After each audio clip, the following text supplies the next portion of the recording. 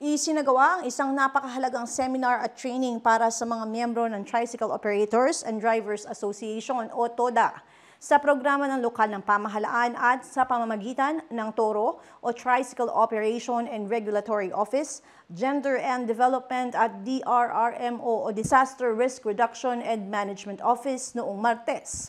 Tinuruan ng basic life support at first aid skill ang mga driver na layong mabigyan sila ng kaalaman sa pagbibigay ng paunang lunas kung sakaling kailanganin ng kanilang pasahero at maging handa para tumulong sa mga emergency situation.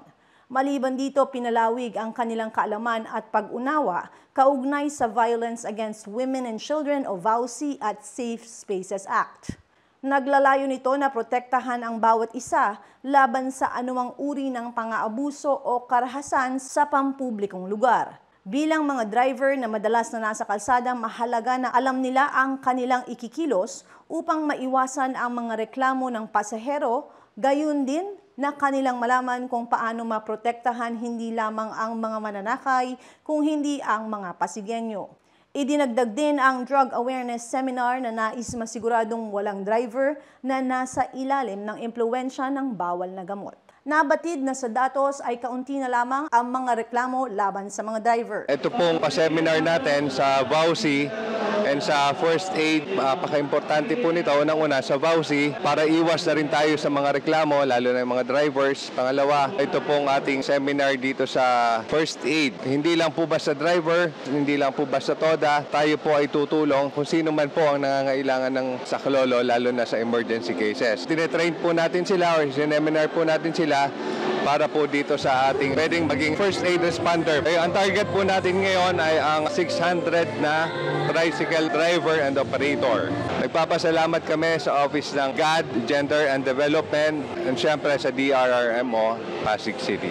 Nagpapasalamat po ako sa suporta ng TODA sa buong Pasig po. Noong 2019, nung happy pa ako ng Toro, pangarap ko talaga yan. Pero kung sabi ko doctors on wheels, ang sabi ko, gusto ko yung mga tricycle driver ay matuto talaga ng first aid para po ano man po mangyayari sa kalsada kapag may nadaanan po sila na kailangan ng first aid, ay pwede po sila maging responder. Sabi ko nga sa kanila, napakarami po. Kung 12,000 po ang tricycle driver at 12,000 po ang marunong mag first aid, ay sigurado pong marami pong matutulungan kung sakasakali pong merong hindi magandang mangyayari sa kalsada.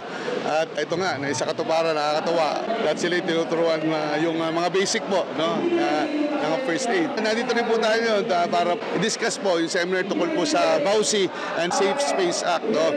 Kasi siyempre, puro barako po ang mga tricycle drivers. No? At natutuwa naman po ako, noong 2019, may mga reklamo na kaunti na may mga nababastos daw po mga kababaihan. Pero hindi naman po lahat ng driver ay gano'n. No? Pero ngayon po, unti-unti, na wala na pong nagiging reklamo at tingin ko nagiging magandang tulong po ito mga seminar patungkol na po sa Safe Space Act po. No? Didiscuss din yata kanina para po tuluyan na rin maging drug-free city po ang Pasig City. No? Dahil maganda rin po na ang ating mga driver, maganda kung lahat ng Pasigueño ay ligtas po talaga sa illegal na droga. Pero maganda masimulan din po natin, masiguro natin na wala pong mga driver o pumapasada na nasa ilalim ng impluwensya ng illegal na droga. Napakalaga po nitong araw na to at natutuwa po ko na mahigit 500 pong mga tricycle drivers ang umaten. Lagi naman tayo nagkikita-kita. Isa lang naman sinasabi ko, wala pong magmamalasakit sa kapwa tricycle driver kundi ang kapwa tricycle driver niya rin. No? Kaya sana po ay magbahalang kayo at lang din ang kailingan ko, magiging isang ating kaisipan ng ating pong pagpasada ay bukod sa pagkita ay tayo po ay nakakatulong po sa bayan. At alam niyo po kung ano yun. Siyempre, kayo po ay naghahatid ng mga pasahero papunta sa kanilang trabaho, papunta po sa kanilang mga importanteng pupuntahan. Kaya napakalaga po ng transportasyon, partikular na mga tricycle driver sa ating lipunan. Kaya patuloy lang po tayo magsibag, hindi lang po para sa pamilya, pero para po sa ating bayan. Ang naging seminar ay makakatulong para sa kanila. Ang karagdagang kaalaman na naibahagi sa kanila ay posibleng magamit lalo't palagi silang nasa kalye. Tumalo kami dito sa seminar para kahit papano updated po kami sa kung ano man ang aming matututunan. Maganda po at napakasaya kasi ngayon kahit si Sir Bulta nagsabi na marami kaming umatin ngayon, may unity ang UPC TODA.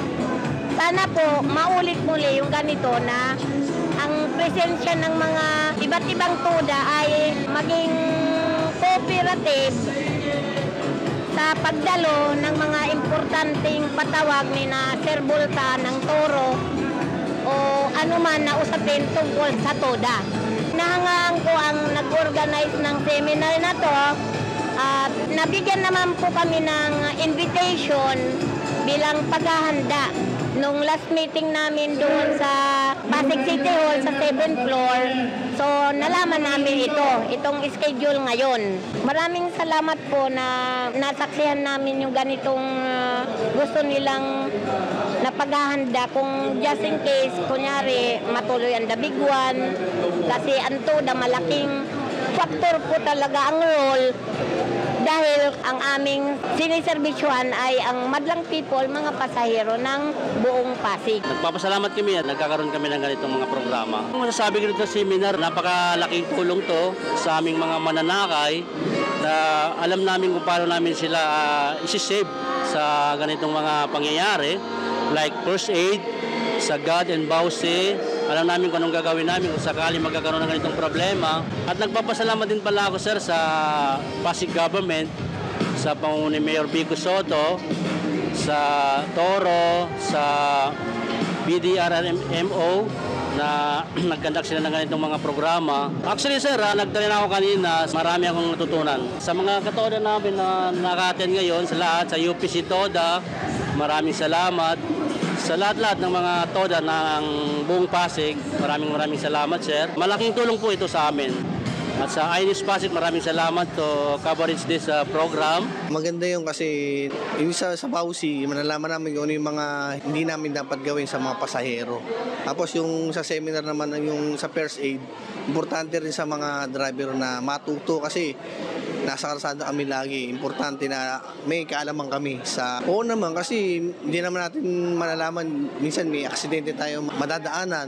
Pwede natin magamit yun. Sa akin, ito pangalawa na eh. Yung una, CPR din. Saan na naman kami sa may Pasig Sports Center. Pangalawang beses ko na. Doon sa mga nagturo ng CPR tsaka yung sa Bausi, maraming salamat dahil kahit pa paano, yung mga TODA, meron ng kaalaman na ma-prevent yung mga gano'n. At tsaka yung sa CPR nga, makatulong doon sa mga tao na nangailangan. Halimbawa, may daan kami aksidente, makatulong kami sa mga tao.